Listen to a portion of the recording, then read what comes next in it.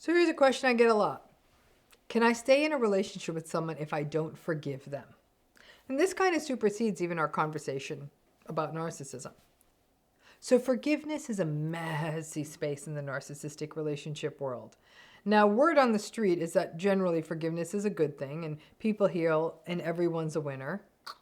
Except when antagonism or narcissism and stuff related to that are around. That damned except, though, is what gets forgotten. When people are forgiveness shaming you, by the way, and you're wondering why all this forgiveness isn't helping your healing. Now, in the past, on this channel, I talked about a research study that was done in 2016 by McNulty and Russell. And in their research paper, they showed us the data that forgiveness may be good and well, and there's lots of research that shows forgiveness is all good and well, but that it doesn't really work well when you're dealing with someone antagonistic.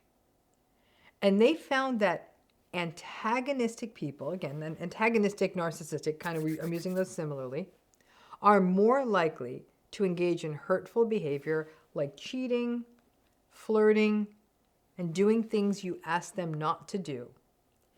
And they tend to do that more often if they perceive their partner, you, to be more forgiving.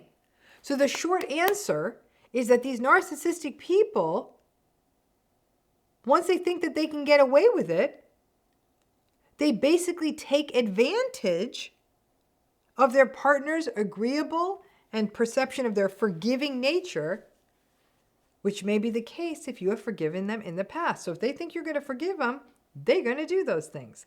They know, the narcissistic person knows that the behavior is a problem. But because they are manipulative and exploitative, they also believe they can get away with it and not lose the partner, not lose you, because they do the calculation and assume that the odds are good that they will be forgiven. The interesting flip side to this is that what they found was that people who were more agreeable, so people who are more agreeable are more modest, more empathic, more honest, more ethical, more trusting. When people were that agreeable, they were less likely to engage in bad behavior when they perceived their partner to be forgiving. Did you hear that?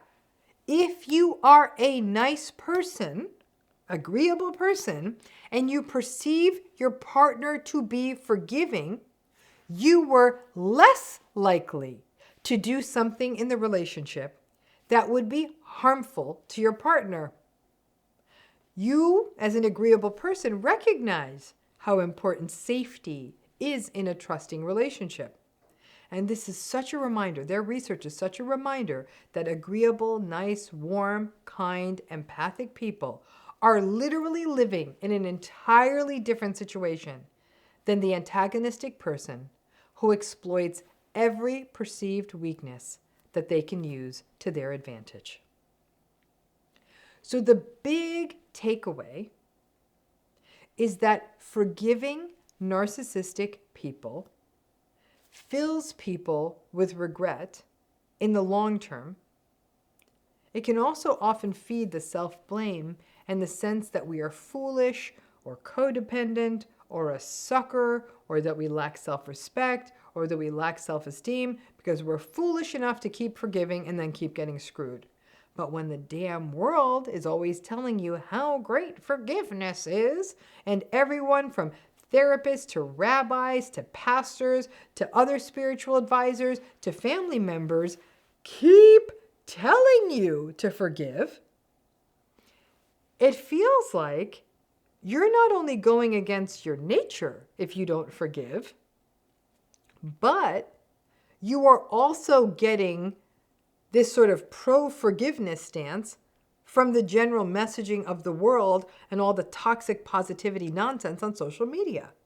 And remember, narcissistic and antagonistic people rarely are accountable and are much more likely to blame you for why they cheated or why they betrayed, or why they lied, or whatever their breach of trust is, or their manipulative behavior, or their harmful behaviors, they're not going to take ownership.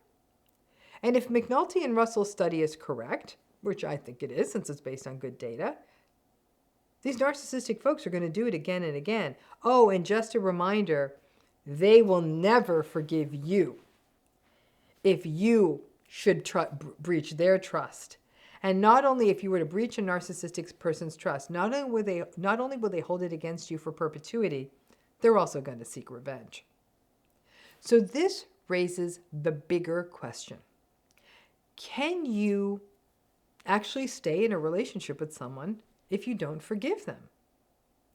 Can you remain in a relationship with a cheating or dishonest or financially deceptive or betraying spouse or partner? Can you continue to show up and remain in a relationship with a dishonest or exploitative or shady family member? Can you keep working for or with an unethical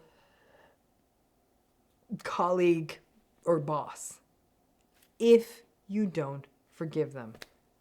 Well, we do it all the time, right? And here's where being honest with ourselves matters. A key piece to all of this isn't whether or not you forgive. It's about being honest with yourself about whether or not you forgive them. And you do not need to blast this to the world. In fact, discernment means being wise about with whom you share this "I don't forgive them" with. If within yourself you're like, "I don't forgive them," can you stay in a relationship with them? I would actually argue yes. It's a bit of a relationship light, but yeah, you could, and people do, and sometimes we have to, for all the reasons people stay in relationships. Because lots of people do not have the luxury of fully disengaging from antagonistic and narcissistic relationships. And folks, you're living it. You know the laundry list of reasons: money, minor children, post-separation abuse, fear of the narcissistic person's vindictive behavior, cultural reasons, not wanting to lose other relationships to you that matter, that are connected to this narcissistic or antagonistic person. The list goes on and on. So lots of people stay. What you stay in when you in your heart don't forgive is an uncomfortable, cognitively dissonant, tense, and at times even self-loathing situation of, I feel so gross still pretending and interacting with them. And that self-loathing part is tough. We sometimes feel like we have sold out if we continue to engage with or stay in a relationship with someone that we don't forgive or trust.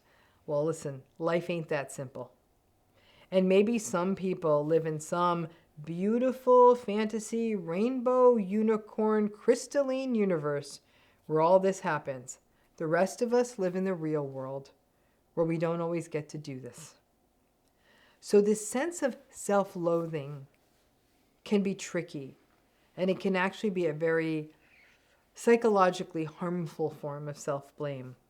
So the question for you then is, can you shift that a little and not treat it as pretending as much as a concept that I've shared before on this channel and in my books called soul distancing, which is actually just a form of discernment.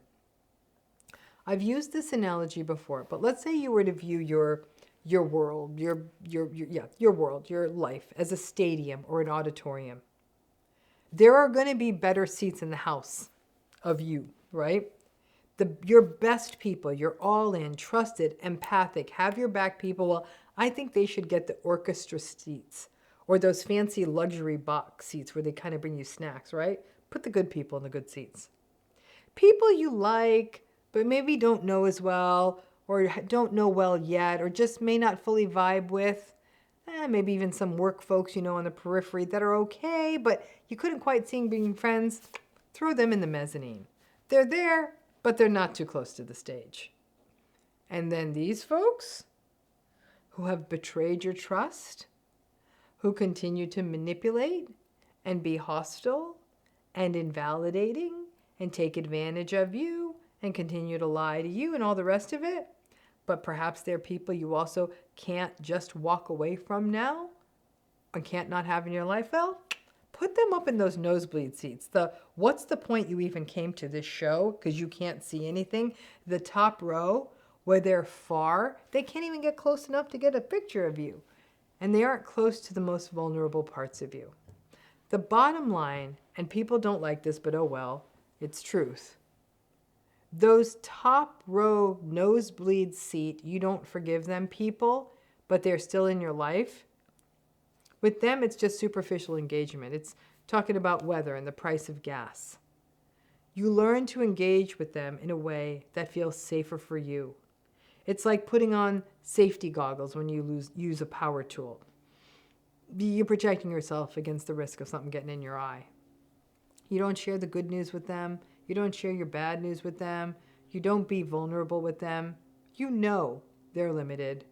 You really lean in to the radical acceptance, the realistic expectation, and recognition of their limitations.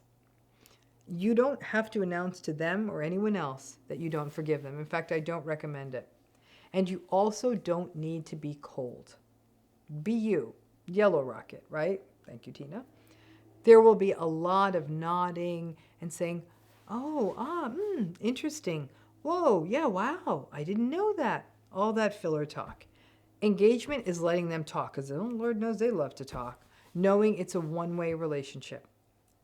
Developing other social relationships, though, where you are heard and supported and can be you and not always have to be hypervigilant and tiptoe on the eggshells and can make mistakes and share your needs and not live in fear of the gotcha and being shamed. I hate to use the word strategic, but it's strategic. And sometimes that sort of warm, strategic disengagement is also something that may put other people that matter to you, that still have to be in your interactions, such as your kids or other family members or coworkers, it just may put them at a little bit more ease. It brings down that tension. Now you may be thinking, okay, Dr. Ramani, to stay in a relationship where I don't forgive, well, isn't that just me being inauthentic? I'm not saying that. You can't be authentic with a narcissist on any day. That's a fact. What I'm talking about is restraint, awareness, discernment, and reality. Listen, if you want the fight, have the fight.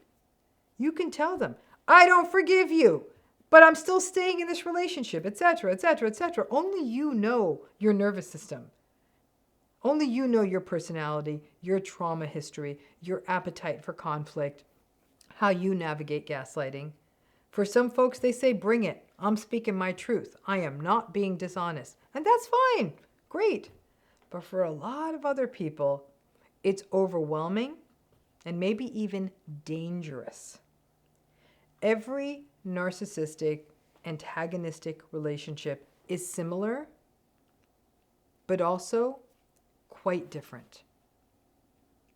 Is it ideal to stay in one of these relationships where you don't forgive? No, it's not. None of this is. But we are complex creatures that have complex social systems that are embedded in unjust systems and surrounded by enablers, and we have to live in reality. And while some people may have the circumstance where they can just cut all ties, that's not the norm. When trust gets breached in a relationship, or we are emotionally harmed in a relationship, even when we forgive, the landscape of the relationship changes forever. We learn something about the other person we can't unsee, no matter how hard our dissociative systems try. It's a loss of innocence. Sometimes the thing is a tiny, imperceptible change, and sometimes it's a major seismic event. Even in relationships where real repair and accountability happen, there's a hairline fracture a tiny crack. Listen, even healthy relationships have a few cracks here and there. It happens. It's again, it's real life.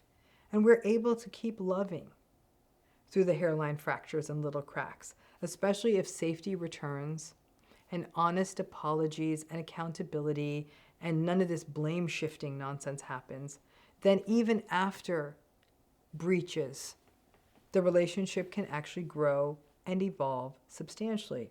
But that ain't what's happening in a narcissistic relationship. I have worked with lots of clients in these situations. I have personally been in these situations. With time, I don't forgive them, that whole way of thinking, it's not your top of mind. It becomes part of the ingredients that shift and cement the radical acceptance. Even personally with me, with the people that I don't forgive, I still show up as me. It's definitely a more restrained me. It's a less open me. It's a less curious me, but it's also a careful me. These are the people I don't forgive but can't get away from. They aren't in the front row. They sure as hell aren't in the luxury box. Some of them are in the top row mezzanine or in that very last row. You know, the last row where the seats don't even have backs on them? Does that other person, or do those other people in my life sense the distance between me and them? Probably. But they broke it, they bought it. That's the situation that they created. Workplaces, families, marriages, friendships. We get hurt or screwed over. Sometimes we forgive, and sometimes we don't.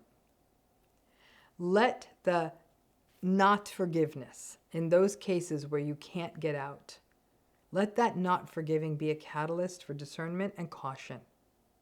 The most advanced level of healing is when you can be able to sit with the tension of the not forgiveness, but not let it be a net of holding back that you cover all of your relationships with. Learn the difference. Because I'm hoping in your case, even if it's just one, that some people are still sitting in the front of the house. And maybe you can't leave now. But someday as life happens and circumstances unfold, as you see it more clearly, as you live in the realistic radical acceptance, the day comes. Maybe the family member that was keeping you in the family fold, like a beloved grandparent or aunt, dies. Maybe you find the new job or you finish a degree that lets you then leave the toxic boss and go to the new job. Maybe the kids grow up and you aren't as sort of hijacked financially and in as financially a precarious a place. Life happens. Remaining in your relationship now doesn't mean it will always be like this. And frankly, these relationships where forgiveness doesn't really happen can fill us with deep wells of gratitude for the relationships we have that are safe and healthy and trusting, because you can truly feel the difference. For those of you who are interested in geeking out, the abstract for the article by McNulty and Russell is in the show notes. Unfortunately, the full article is behind the journal's paywall. You want to pay for it and read it, that's on you. But we did put up the abstract so you could take a little bit more of a look at their work. Thanks again.